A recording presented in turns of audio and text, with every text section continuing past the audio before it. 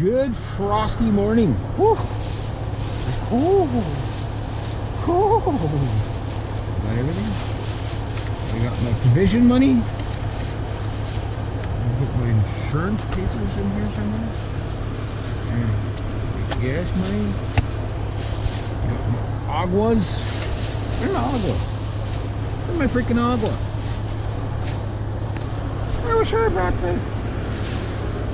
Did I not bring that in? You got that? Alright, I'm not ready to go yet.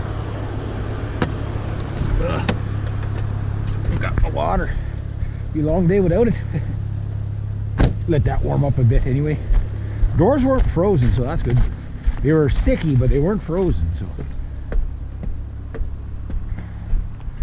Gotta get my water. Forgot my water. I said forgot my water. I did it.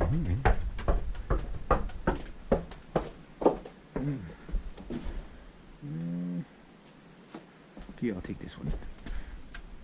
That one's pretty much full. Okay, there you go. What is it? Water? Yeah. Anyway, I'll grab this one. Yeah, if you get home then not here. You gotta physically put the zeros in. Yeah. Good luck with the truck. Yeah, see you later. Dad's going to look at a new truck today.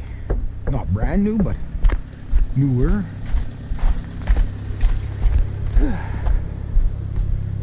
It's gonna be a cold processing metal today, but we are on the number 2 scrap metal run, which hopefully is going to be as good or better than. I think it's going to be better than the scrap metal run.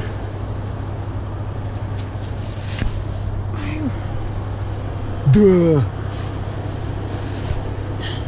It's right there. Son of a... Morning. That's what it is. Alright. Rocket ship engaged. Away we go, silver pellet. And yeah, so it's another scrap metal run. So we picked up about a ton. Not yesterday, the day before. That is frozen. Everything's all, look at all the frost in the trees. And had some frozen wipers. Was it? We made $400 each, so an $800 day. That was our last run there. Not a bad day. And I have to stop and get a hubcap for my buddy's wife because she lost her hubcap in one of her cars. Even though that car doesn't run anymore, they want their hubcap back, and we saw one on a post. And when I went back to get it, I couldn't. I must have passed it, so I'm going to keep my eye out for it. And then later today, when I'm done my metal run, I have to cover that freaking garden. I'm getting close to getting everything done, but it's going to be tight. You know, I still haven't done the chimneys yet. Still haven't wrapped the car yet, or the truck yet. Clifford's truck. I'm getting there. And then I got to skin that beaver. Yeah, my first beaver of the season. Then do that all today, and then got to rescue that hubcap. And then next week I cut the tree off that top of the greenhouse. Then after that, I'm unemployed. Well, yes and no. I think I'm going to be good with one client up till about middle of December until she leaves for the winter, you know, snowbird day. Well, technically she's not a snowbird because she doesn't necessarily go south. She goes to the west. She goes to BC. You know, family out in BC, which is like going south, sort of. Just okay, it's not Florida weather that over there in the winter, but it's like they don't get snow till like middle of January. You know, if they get anything that stays. You know, northern BC, okay, that's different. Yeah, it's colder up there, but it's milder on the west coast. So yeah. So anyway, yeah, I'm looking forward to today. I've been kind of like waiting for like yesterday was like I kind of wanted to get yesterday out of the road so today we could get that. I don't know if it'll be the last metal run. The guy might have a bunch of metal for us, I don't know, but I'm like, it's got to be a lot for us to go get it, right? He's got to think of the money and gas we're going to spend. If we have to spend $100 in gas in a day, we got to be getting a few $100 each to make it worthwhile, you know, our time, whatever, you know, because it takes a lot of time, you know. But this stuff is up in Calabogie, but I have no, like, people say, oh, I got lots worth your while, and they got like a little tiny pile, right? Where some people, I got a little bit of metal, it's like 8 tons. So you never know what you're going to get. So if people can send you pictures of what they're, I don't know if you guys could have seen the glare off the windshield there, but my car went by with the,